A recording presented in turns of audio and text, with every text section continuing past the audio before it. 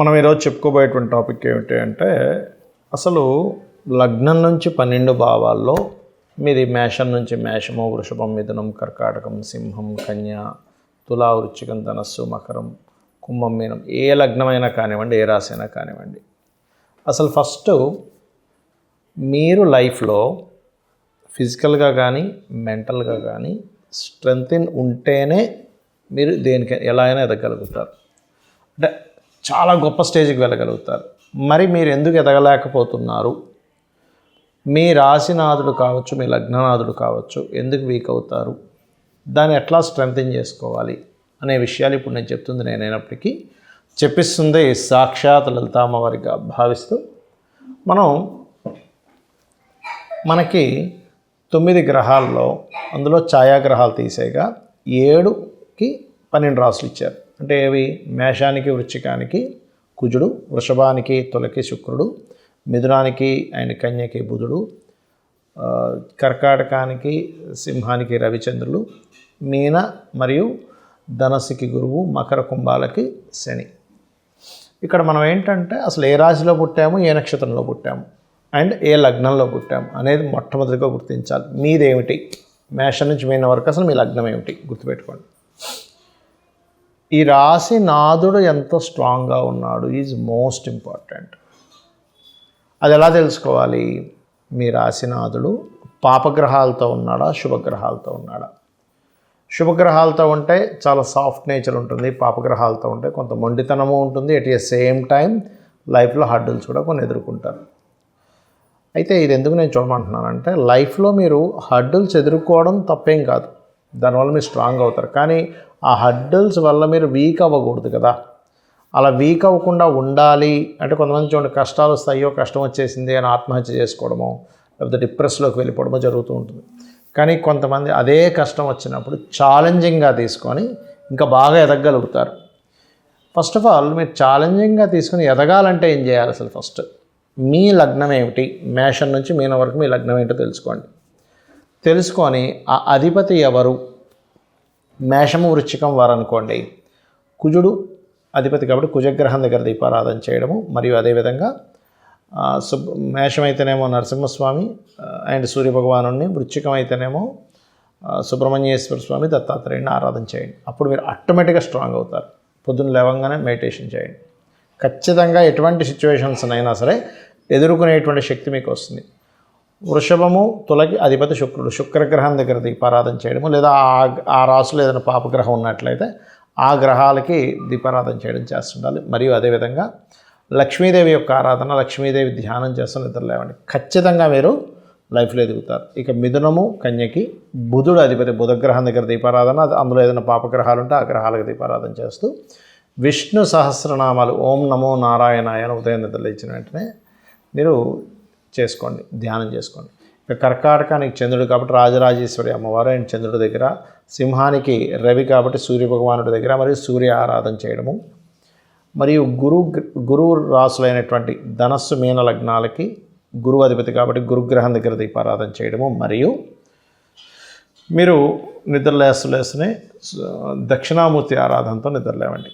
మరియు మన కుంభ మకర రాసులకు అధిపతి శనిగ్రహం దగ్గర దీపారాధన చేయడము, మరియు అదేవిధంగా ఇక్కడ నిద్రలేస్తూనే సుబ్రహ్మణ్య స్వామిని కానీ, ఆంజనేయ స్వామిని కానీ, లేకపోతే ఈశ్వరుని కానీ తలుచుకోండి. ఇది ఎందుకు చెప్తున్నానంటే మన డే బాగుంది, కాన్ఫిడెంట్తో మనం ప్రారంభించాము, మనం ఫిజికల్గా మెంటల్గా స్ట్రెంగ్త్ని ఉన్నాము. లగ్నమైనా రాసైనా అందరికీ లగ్నం తెలియాలని రూల్ లేదు, రాసి తెలిసినా సరే అలా చేయొచ్చు.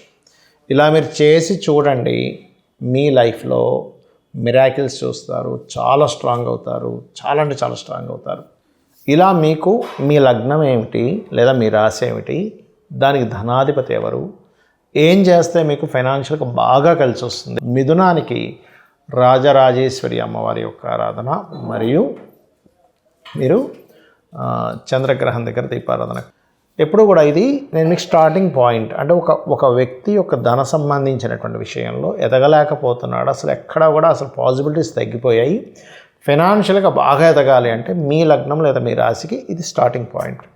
కానీ ఆస్ట్రాలజీ కంప్లీట్గా మీ పర్సనల్ చార్ట్ తీసుకున్నప్పుడు ఏం చెప్తుంది అంటే మీకు మీ ధనాధిపతి అసలు సెకండ్ లార్డ్తో పాటు ఇంకొక గ్రహం కూడా ఒకటి ఉంటుంది, మీ పర్సనల్ చార్ట్లో తెలుస్తుంది. అది ఎలా అంటే మనుషులందరూ ఒకటే, కానీ ఒక్కొక్క మనిషికి డిఫరెంట్ టైప్స్ ఆఫ్ గ్రూప్స్ ఉంటుంటాయి. బ్లడ్ పరంగా తీసుకోండి, మెడిసిన్ పరంగా తీసుకోండి. అలాగే అదే లగ్నంలో మీరు పుట్టినప్పటికీ మీకు సెకండ్ లార్డ్ అది అయినప్పటికీ అది మరలా కొంత మారుతుంది. అది పర్సనల్ చార్ట్ బట్టి తెలుసుకోవాలి. సరే, నాకు జాతకమే లేదండి, ఏం చేయాలి? చక్కగా మీరు లలితా సహస్రనామాల్లో 2 నామాలు ఉంటాయి ఫైనాన్షియల్ ఎదగడానికి. ఓం సంపత్కరీ సమారూఢ సింధుర వ్రజ సేవితాయే నమః. ఓం ధర్మాధ్యక్ష ధనాధ్యక్ష ధనధాన్య వివర్ధినే నమః చేసుకోండి. బట్ మీ జన్మజాతకంలో సెకండ్ లార్డ్ వెళ్ళి ఎక్కడున్నాడు, ఏ నక్షత్రంలో ఉన్నాడు, ఏ గ్రహం చేత చూడబడుతున్నాడు అనేటువంటి విషయం వల్ల ఇంకా పరిపూర్ణంగా మీకు అసలు ఏ ప్లానెట్ ఫైనల్గా ఇస్తుందో కూడా తెలుసుకోవచ్చు. బట్ నేను ఇప్పుడు చెప్పినటువంటి ప్రక్రియ కూడా ఖచ్చితంగా మీకు పనిచేస్తుంది. మీరు ఏ ప్రయత్నం చేసేటప్పుడైనా ఏ గ్రహాల దగ్గర దీపారాధన చేస్తే మీ ప్రయత్నం సక్సెస్ అవుతుంది అనేటువంటి విషయాన్ని మనం ఇప్పుడు తెలుసుకుందాం. చూడండి, ఎవరైనా సరే వాళ్ళ ప్రయత్నం సక్సెస్ అవ్వాలనే ప్రారంభిస్తారు, రైట్? అయితే మీ యొక్క ప్రయత్నం 100% సక్సెస్ అవ్వాలంటే ఈ ఫార్ములా ఫాలో అవ్వండి, ఖచ్చితంగా సక్సెస్ అవుతుంది.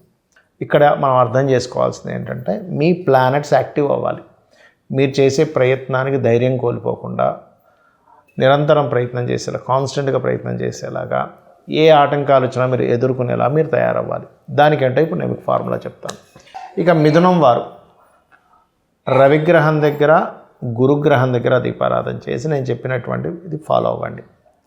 ఇక అదేవిధంగా దీపారాధన చేసి వాటి చుట్టూ ఒక 9 ప్రదక్షిణాలు భక్తి శ్రద్ధలతో చేసి, ఎప్పుడైనా ఒకటే గుర్తుపెట్టుకోండి, మీరు చేసేటువంటి రెమెడీ కంప్లీట్ భక్తి శ్రద్ధ భావన. ఇది నాకు అల్టిమేట్గా మంచి ఫలితం ఇస్తుందనే భావంతో ఏదో చెప్పారు గురువుగారు, ఏం చేస్తాంలే, ఏదో చేసి చూద్దాం, వస్తే లక్కీగా వచ్చింది, లేకపోతే పోయిందిలే, ఇలా చేయకండి దయచేసి. ఈ గ్రహాల దగ్గర దీపారాధన చేసిన తర్వాత మీ రాశిని బట్టి మీరు దాని తర్వాత ఏ ఆలయంలో అయితే దీపారాధన చేశారో ఆ ఆలయంలో మూల విరాట్ ఉంటారు. శివుడు అనుకోండి, విష్ణువు అనుకోండి, అమ్మవారు అనుకోండి, గణపతి అనుకోండి, స్కందుడు అనుకోండి, ఏదైనా రూపం కానివ్వండి, దేవతా రూపం, అక్కడికి వెళ్ళి ఒక 3 ప్రదక్షిణాలు చేసుకొని మీ డిజైర్ ఏదైతే ఉందో, మీరు ఏదైతే సాధిద్దాం అనుకుంటున్నారో అది ఏదైనా కానివ్వండి, దానికోసం ఒక్కసారి కళ్ళు మూసుకొని స్వామివారికి చెప్పుకున్నట్టుగా మీరు దానికి రూట్ ఎట్లా వెళ్ళాలి నాకు అర్థం కావట్లేదు. చాలామందికి డిజైర్స్ ఉంటాయి కానీ అది ఎలా వెళ్ళాలో తెలియదు. ఇది చేయడం వల్ల ఏమవుతుందంటే సక్సెస్ రేట్, ఇప్పుడు చూడండి, మనం ఏదైనా ఒక కోరిక ఉంది, సక్సెస్ అవ్వాలనే కదా ఒక బిజినెస్ పెడుతున్నాము, లేకపోతే ఒక ఎనీథింగ్, ఒక ఐఏఎస్ ఐపీఎస్లో అవ్వాలనుకుంటున్నాము, ఏదైనా కానీ. దీనికి ఏంటి, ఫస్ట్ ధైర్యం కావాలి. దానికి స్టార్టింగ్లో ఏదో ఆటంకం జరుగుతుంది, అయ్యో స్టార్టింగ్లో ఆగిపోయింది కదా, ఆటంకం కలిగింది కదా ఆగిపోతాం, లేదా స్టార్ట్ అయిన తర్వాత మధ్యలో ఆగిపోతాయి కొన్ని విషయాలు, కొన్ని ఆఖరిలో ఎండింగ్ వచ్చి ఆగిపోతాయి. ఇలా మీకు స్టార్టింగ్లో ఆటంకం కలగకుండా, లేదా మధ్యలో ఆగకుండా ఎండింగ్ వరకు మీరు అనుకున్నట్టుగా వెళ్ళడానికి ఈ రెమెడీ 100% పనిచేస్తుంది. కాకపోతే ఇక్కడ మీరు చేయవలసింది ఏంటంటే కంటిన్యూస్గా చేయాలి.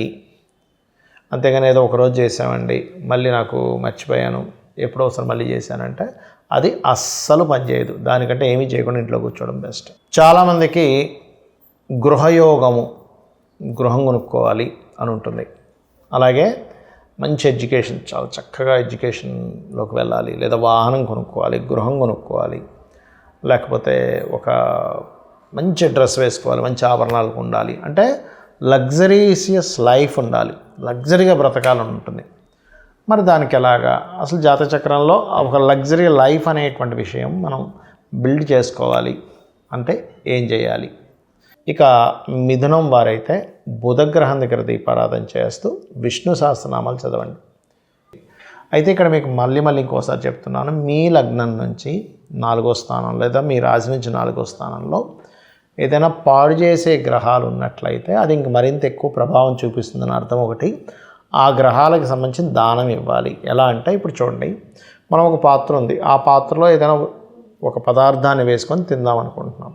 ఆ పాత్ర మురికిగా ఉందనుకోండి, అందులో పదార్థం వేస్తే ఆ పదార్థం కూడా ఎలా పాడవుతుందో, ఫస్ట్ ఆఫ్ ఆల్ మీ జన్మజాతకం నుంచి 4వ అధిపతి పాడయ్యాడు అనుకోండి, ఆ పాడవడం వల్ల మీరు మళ్ళీ ఇంకోటి ఏదైనా ప్రాపర్టీ కొనడం వల్ల అది క్లియర్ చేసుకోకుండా ఇబ్బంది పడుతూ ఉంటారు. కాబట్టి ఫస్ట్ పాయింట్ నెంబర్ 1, మీ జాతకంలో కనుక ప్రాపర్టీ యోగం బాగపోతే జీవిత భాగస్వామి లేదా పిల్లలు ఇంట్లో వాళ్ళ పేరు మీద కొనుక్కోండి. రెండవది, దానికి ఏమైనా మహాదశలు ఏమైనా పాడవుతున్న దశలు వచ్చాయా లేదా చెక్ చేసుకోండి. పాడవుతున్న దశలు వస్తే కనుక ఖచ్చితంగా వేరే వాళ్ళ పేరు మీదే కొనుక్కోవాలి. అలాగే ఇక్కడ ఏంటంటే ఏ పర్టికులర్ పీరియడ్లో కొంటే మంచిదని కూడా ఉంటుంది ప్రతి జాతకానికి. ఈ పర్టికులర్ ఇయర్లో, ఈ పర్టికులర్ మంత్స్లో చాలా బాగుంటుంది, ఈ పర్టికులర్ మంత్స్లో కొనకూడదని ఉంటుంది. అలాంటివి పొరపాటును కూడా తప్పిదాలు చేయకండి, అన్ని విధాలా బాగుంటుంది. మరియు దీంతోపాటు మీరు లలితా సహస్రనామాల్లో పర్టికులర్గా చూసుకున్నట్లయితే అమ్మవారి యొక్క నామాలన్నీ కూడా చేసుకోవచ్చు. లేదు అని అనుకుంటే ముఖ్యంగా మీరు ఓం గృహతోరణ చిల్లికాయ నమః అని కూడా చేసుకోవచ్చు. ఓం వదనస్మర మాంగళ్య గృహతోరణ చిల్లికాయ నమః, ఇది పూర్తిగా చేసుకుంటే ఇంకా మంచిది. అయితే దీంతోపాటు మణిద్వీప వర్ణన చేసుకోవడం ద్వారా కూడా మీకు గృహయోగం కలుగుతుంది. రాజకీయ యోగము, సంతానము మరియు ఇంటలెక్చువల్ పెరగాలన్నా లేకపోతే షేర్ మార్కెట్లు బాగా రాణించాలన్నా మీ పంచమ స్థానం బాగుండాలి. మీరు ఏ లగ్నంలో పుట్టినా, ఏ రాశిలో పుట్టినా కూడా మొట్టమొదటిగా మీ యొక్క పంచమ స్థానం ఎంత ఇంప్రూవైజ్ అవుతే అంత బాగుంటుంది. అయితే మీ పంచమ స్థానం చాలా బాగుండాలి, అది పుట్టినప్పుడు ఉండేటువంటి దానికంటే కూడా మీరు ఎదుగుతున్న కొద్దీ ఇంకా మరింత బలపడాలి అంటే ఏం చేయాలి? ఇక మిథునం వారికి సంతానం కలిగినప్పటి నుంచి యాక్చువల్గా వీళ్ళకి విదేశీ యోగాలు బాగా కలుగుతాయి. అండ్ తండ్రి ఆస్తి కూడా, ప్రాపర్టీ కూడా కలిసి రావడం జరుగుతుంది. అయితే ఇక్కడ మీరు శుక్రగ్రహం దగ్గర దీపారాధన చేయడము మరియు అదేవిధంగా పర్టికులర్గా లలితా సహస్రనామాల్లో లలితా సహస్రనామాలన్నీ చేయొచ్చు, లేదా లక్ష్మీ అష్టోత్తరం చేసుకోవచ్చు. ఈ ప్రక్రియ పాటించడం వల్ల ఏమవుతుందంటే, ఒకటి మంత్రబలం పెరుగుతుంది, అంటే మీకు దైవబలం పెరగడము, మరియు ఈ దైవబలం ఎప్పుడైతే పెరుగుతుందో రుణరోగ శత్రుత్వాల నుంచి తగ్గడము, సంతానం కలగడము, రాజకీయంగా ఎదగడము, నిర్ణయాలు పర్టికులర్గా మీరు తెలివిగా కొన్ని నిర్ణయాలు తీసుకోవడం ద్వారా కూడా మీరు లైఫ్లో చక్కగా ఎదగడం కూడా జరుగుతుంది. అయితే ఇది రోజూ చేయండి, ఖచ్చితంగా మీరు ఫలితం చూస్తారు. మరియు నక్షత్రము, రాశి, లగ్నం ఏమీ తెలియనటువంటి వారు పర్టికులర్గా సూర్య నమస్కారాలు రెగ్యులర్గా చేసుకోవచ్చు. లేదు అంటే మీరు ఓం భానుమండల మధ్యస్థ భైరవి భగవాని నమః అని చెప్పి చేసుకోవచ్చు. చాలామంది ఏంటంటే వాళ్ళ టైం బాగోనప్పుడు చూసుకునేది చాలా మట్టుకు ఏలినాటి శని నడుస్తుంది, అర్ధాష్టమ శని నడుస్తుందా, అష్టమ శని నడుస్తుందా, సర్పదోషాలు ఏమైనా ఉన్నాయా, పుట్టిన నక్షత్రం బాగాలేదా, అసలు మహాదశలు ఏం నడుస్తున్నాయి, అంతర్దశలు ఏం నడుస్తున్నాయి, ఇవన్నీ చెక్ చేసుకుంటూ ఉంటారు. కానీ జనరల్గా అందరూ చెక్ చేసుకునేది ఏంటంటే కేవలం ఏలినాటి శని, అర్ధాష్టమ శని ఏమైనా దోషాలు ఉన్నాయని చెక్ చేస్తారు. ఫైన్, మంచిదే, అందులో ఎటువంటి సందేహం లేదు. కానీ మీరు ఎప్పుడు కూడా ప్రాపర్గా మీ జన్మజాతకంలో అసలు మీకు ఏ యోగం ఉంది, ఆ యోగం ఎన్ని రకాలుగా ఉంది అనేది తెలుసుకోగలగాలి. ఒకటి మనం చూస్తూ ఉంటాం, చూడండి, వాళ్ళ దగ్గరికి వెళ్ళానండి, నాకు గజకేసరి యోగం ఉందని చెప్పారు, నాకు బుధాదిత్య యోగం ఉందని చెప్పారు, నాకు ఫలానా అనఫాసునఫా యోగాలు ఉన్నాయని చెప్పారు అంటుంటారు. అంటే యోగం ఉండడం వేరు, మీకు అది వర్తిస్తుందా లేదా, అంటే మీకు అది ఎలిజిబులా కాదా దానికి. అదేవిధంగా మీకు ఆ దశలు వస్తున్నాయి అంటే ఎలా అంటే, ఉదాహరణకి గవర్నమెంట్ ఒక పథకం పెట్టింది, కానీ ఆ పథకం గవర్నమెంట్ ఉదాహరణకి కొన్ని గవర్నమెంట్ జాబ్స్ తీసింది. మీరు ఏజ్ ఎలిజిబిలిటీ లేకపోయినా ఆ జాబ్ మీకు రాదు. మీరు దానికి సంబంధించి చదువుకొని ఎగ్జామ్లో సక్సెస్ అవ్వకపోయినా దానికి మీరు ఎలిజిబుల్ కాదు కదా. అలాగే చాలా రకాల ఎలిజిబిలిటీస్ ఉంటాయి గవర్నమెంట్ ఏదైనా ఒక ఇది పెట్టినప్పుడు, లేకపోతే ఒక సంఘటన జరిగేటప్పుడు. అలాగే మన జన్మజాతకంలో ఉండేటువంటి యోగము వేటి మూలంగా అది యాక్టివ్ అవుతుందనేది తెలుసుకోగలగాలి. అంటే చిన్న ఎగ్జాంపుల్ చెప్తాను, ధనాన్ని తీసుకుందాం మనం. చిన్న ఎగ్జాంపుల్, మీ జన్మజాతకంలో ఫైనాన్షియల్గా ఎదగడానికి గవర్నమెంట్ ఆర్ మెడికల్ రిలేటెడ్ ధనయోగం ఉంది అనుకుందాం. మీరేం చేస్తున్నారు తెలియక సాఫ్ట్వేర్ రిలేటెడ్ సంబంధించి చదివి సాఫ్ట్వేర్ జాబ్స్లో తిరుగుతూ ఉన్నారు. ధనయోగాలు ఉన్నాయని చెప్పారంటే, అద్భుతమైన ధనయోగం ఉందని చెప్పారు, కానీ నాకేం డబ్బులు రావట్లేదు. మీరు వెళ్ళాల్సిన route very clearly government or ఈ మెడికల్ రిలేటెడ్ రంగాల్లో ఉన్న యోగము. మీరు తిరుగుతుందేమో ఇక్కడ, ఎలా కనెక్ట్ అవుద్ది? లేదా టీచింగ్, ట్రైనింగ్ వీటిలో ఉంది, గురువు ఇస్తున్నాడు మీకు ధనయోగాన్ని, కానీ మీరు వెళ్ళి ఇంకోటేదో హోటల్ పెట్టుకున్నారు, ఎట్లా వస్తుంది? అంటే ఇక్కడ జ్యోతిష్ శాస్త్రం ఏంటంటే what is the way, what is the route, మీరు అసలు ఎటు వెళ్ళాలి, ఎందులోకి వెళ్తే మీరు ఫైనాన్షియల్గా సక్సెస్ అవుతారు అనే విషయం చెప్తుంది. ఇంకొంతమందికి ఒక యోగం ఉంటుంది. అది ఎటువంటి యోగం అంటే విదేశీ ధన యోగం, విదేశాల్లో ఉద్యోగం చేసే యోగం, అది ఉంటుంది.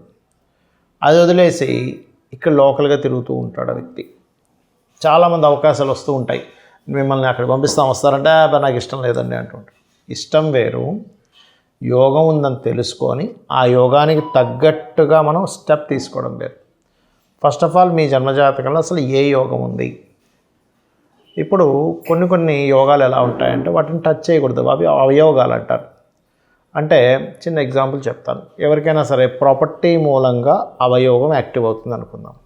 అలాంటప్పుడు వాళ్ళ పేరు మీద వాహనాలు కానీ, గృహాలు కానీ, స్థలాలు కానీ ఏవి పెట్టకూడదు. పెడితే ఏమవుతుంది, అక్కడి నుంచి అవయోగం ప్రారంభమవుతుంది. అది సింపుల్గా మరి పెట్టకూడదు అంటే ఎలాగండి, నా పేరు మీద ఉండకూడదు అంటే జీవిత భాగస్వామి ఉంటుంది, సంతానం ఉంటారు, తల్లిదండ్రులు ఉంటారు కదా, వాళ్ళ పేరు మీద చక్కగా కొనుక్కోవచ్చు. ఇలాగా ప్రతి జాతకానికి ఒక యోగం, ఒక అవయోగం. ఆ యోగాన్ని మీరు కనెక్ట్ అవుతూ ఉంటే మీ లైఫ్ ఆరోగ్యపరంగా కానివ్వండి, ప్రాపర్టీ పరంగా కానివ్వండి, ఫైనాన్షియల్ పరంగా కానివ్వండి, కీర్తి ప్రతిష్టలు కానివ్వండి, ఉద్యోగం వ్యాపారాల్లో ఎదుగుదల ఉంటాయి. ఏదైతే దేన్నైతే టచ్ చేస్తే ఇబ్బంది వస్తుందో, కొంతమంది చూడండి ఎవరినో ప్రేమించారు, ప్రేమించడం మూలంగా ఇబ్బంది అయ్యింది, రైట్, ఫైన్. ప్రేమించడం మూలంగా ఇబ్బంది కలిగినప్పుడు 5th హౌస్ పాడవుతుంది వాళ్ళకి. 5th హౌస్ పాడైనప్పుడు లవ్ రిలేటెడ్ ఇష్యూస్లోకి వెళ్ళడం వల్ల ఇబ్బంది అవుతుంది. ఇంకొంతమందికి 5th హౌస్ అంటే షేర్ మార్కెట్ స్థానం పూర్తిగా పాడవుతుంది. వీళ్ళు వెళ్ళి షేర్ మార్కెట్లోకి వెళ్తారు, అక్కడ డిస్టర్బ్ అవుతారు. ఇంకొంతమందికి వివాహ జీవితం పాడవుతుంది. అలాంటప్పుడు ఫస్ట్ మ్యారేజ్ చేసుకొని అది కోర్టు కేసెస్ అయ్యి డిస్టర్బెన్సెస్ అయ్యి సెకండ్ మ్యారేజ్లోకి వెళ్తుంది. మరి అప్పుడు ఎలాంటి వివాహం చేసుకోకుండా ఉండాలంటే అది కాదు అర్థం. అక్కడ వివాహాన్ని ఇచ్చే ప్లానెట్ ఏ ప్లానెట్ అయితే పాడు చేస్తుందో ఆ ప్లానెట్కి సంబంధించినటువంటి రెమెడీ చేసుకుంటాం. అంటే ఎలా అంటే ఇప్పుడు చిన్న ఎగ్జాంపుల్, మనకి ఏదైనా ఫుడ్ పడదు అనుకుందాం అనుకోండి, ఆ ఫుడ్ వరకు అవాయిడ్ చేస్తాం కానీ కంప్లీట్గా పూర్తిగా అన్నం తినకుండా ఉన్నాం కదా. ఆ పర్టికులర్ రిలేటెడ్ ఏదైతే మనం అవాయిడ్ చేస్తామో, షుగర్ ఉన్న వ్యక్తి స్వీట్ ఎలా అవాయిడ్ చేస్తాడో, బీపీ ఉన్న వ్యక్తి ఇంకొన్ని కొలెస్ట్రాల్ పెరిగేటువంటి ఫుడ్ని ఎలా అవాయిడ్ చేస్తాడో, ఆయిల్ తక్కువ వేసుకునేలా తింటాడో, ఉప్పు తక్కువ వేసుకునేలా తింటాడో, ఆ పర్టికులర్గా ఆస్ట్రాలజీ కూడా మెడిసిన్ లాగా, మెడికల్ లాగా మీకు ఒక క్లారిటీని ఇస్తుంది. ఇది అర్థం చేసుకోండి. శ్రీమాత్రే నమః.